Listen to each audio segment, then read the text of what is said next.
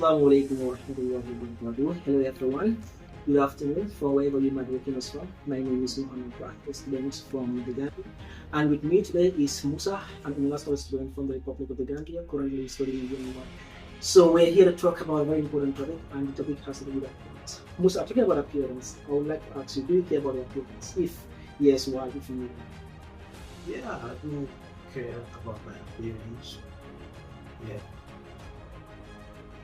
but that doesn't mean like you have to go and change something that is actually part of me.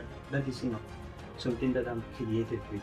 So I do care because as Muslim we are encouraged to take care of ourselves and appearance. That's important, but that will not require me to make some kind of changes in my body. So, you highlighted that you wouldn't change the way you look. Or let's say you appearance, you care about appearance because as a Muslim you should appear good in society and something like that. But what advice do you have? Do you have a people to change the way you look so as to let's say attract the attention of the society? yeah, for those who change their body parts in order for them to be looking anything, that's not good. Cleaning is something that is, if anyone is doing, should stop. Yeah, because as a Muslim, it's actually not good to change. Like if you are black, you shouldn't change your color to any other color. Yeah, I think that's actually good. Yeah, that's my Racism is common, most especially in the Western world. For example, if you happen to go to the Western world and you are racially abused, how will you respond to this? Well, racial abuse, has always been, you know, the case in a lot of Western countries and some other countries actually.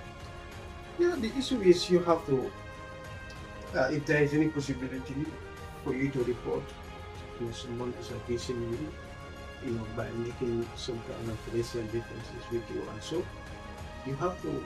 I think the first thing you have to do is to report a particular individual.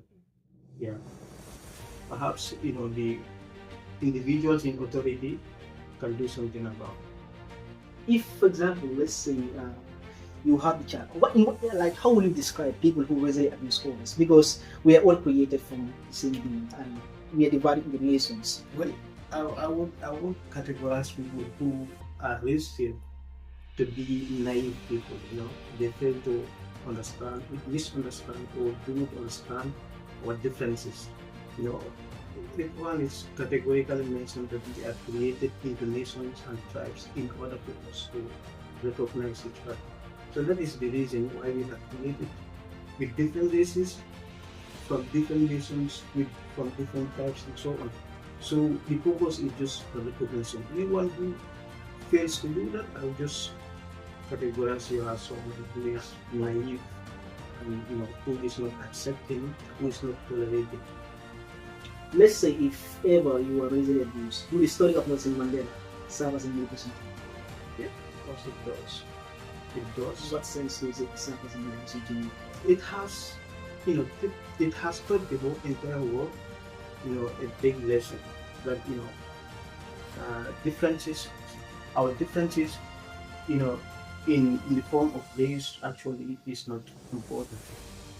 A man should be judged by his character, his behavior, not the way he looks, but his skin color or whatsoever.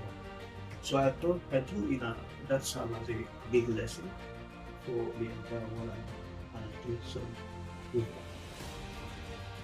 So finally, with regards to appearance, we talked about the story of Nelson Mandela because in South Africa there was that appetite waiting in which the black and white couldn't live together, but when Mandela came, he changed that narrative and so on.